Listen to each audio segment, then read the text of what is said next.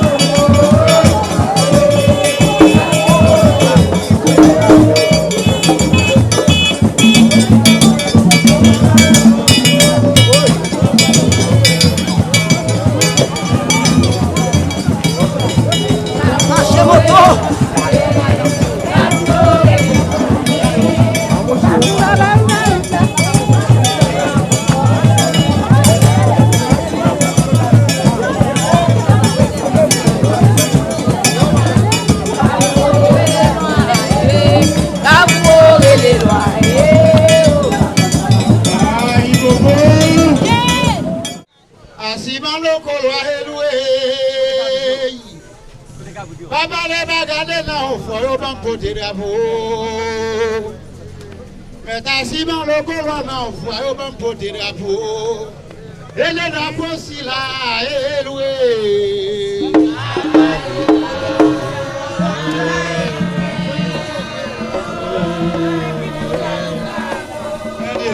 Si la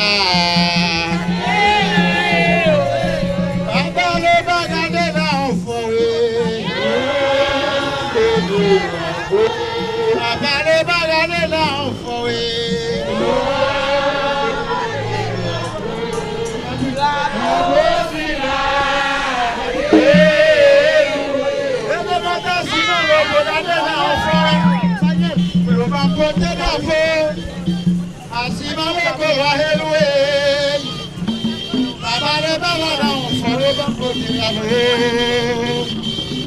Papa le bala dans la course au banco de drapeau. Asima le kowa eloué.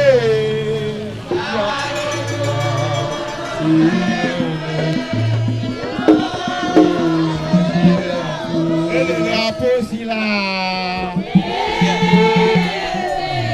Papa le bagade là on voit. Papa le bala là on voit.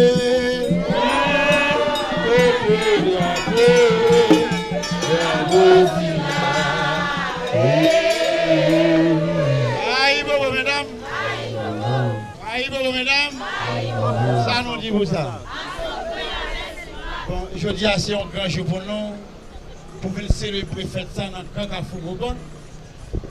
Mais d'habitude, nous, c'est le 24, nous toujours venus. Mais avec contrariété, hier, cause de la pluie, nous ne faisons pas nous, le ciel ne fait pas les tout.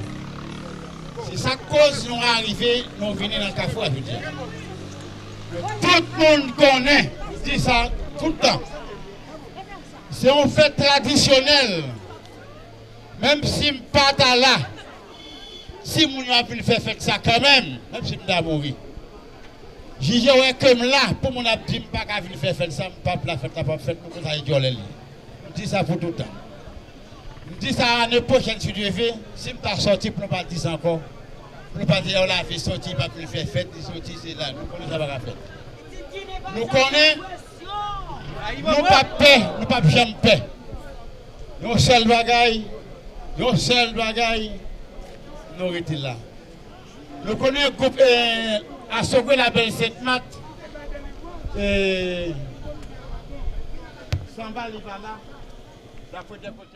Nous avons vision, nous avons courage, nous avons mission pour tes messages. Toy Show, c'est émission PAO. C'est émission PAM, c'est émission nous. On encourage. Tout ça que moi qu'a dit, c'est dans Toy Show que nous qu'a parlé. Non. Ou regarder plus belle émission dans moment qui c'est Toy Show et puis BAO.